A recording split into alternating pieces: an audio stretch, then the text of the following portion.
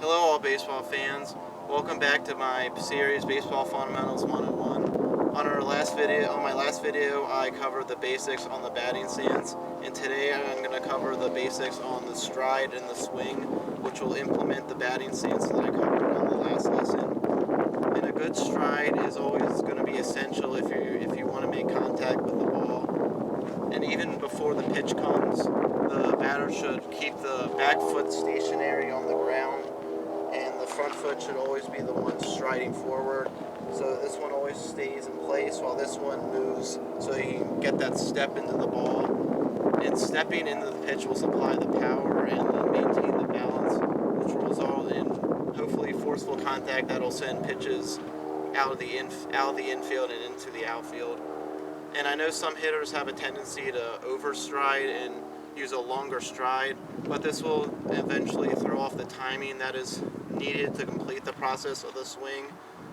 And a batter's stride along with the swing comes in one motion and in one process.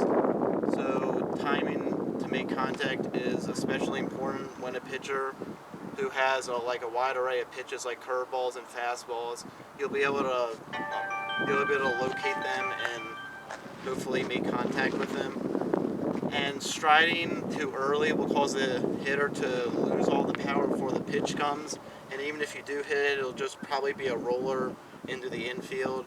And striding too late will not give enough time to actually make contact with the ball because you'll be late in the swing process. And with the actual swing, the lower part of the body is responsible for the start of the swing. So when you're up to the plate, the lower body around the hip area, it'll start the power that hopefully that will be transferred to the upper half of the body through the hips, and during the swing, when you turn like that, the body and the hips will then be, the power will transfer from down here to the arms and the hands.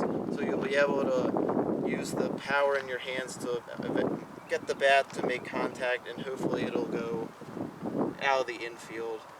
And also during the swing, the hands, it should be extended and the bat should remain flat.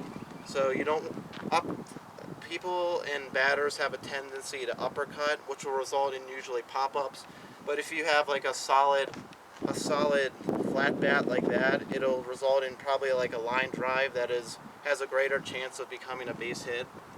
And the hands should always guide the bat in a way that propels the bat towards the part of the surface of the ball, usually in this area, because if you hit it down here, it really won't go anywhere, and if you hit it kind of out here, it'll do the same thing. So if you want to have it usually hit the ball right in this area, that'll be the sweet spot where the ball will travel the farthest. And the swing should be, once you make contact, the swing should be continued with an after swing, and you should follow through with an effective follow through that will hopefully make the ball go farther instead of swinging halfway and only knocking it into the infield. And overall, the stride and the swing, they're close to one fluid motion. So once you master the process of one motion with the stride and the swing, the ball will hopefully make better contact, and you'll have some better hits in games and also exhibition games. So that's all about the stride and the swing. I hope you join me next time. We'll go over bunting techniques, which is not very used, but I'll show you how to do it.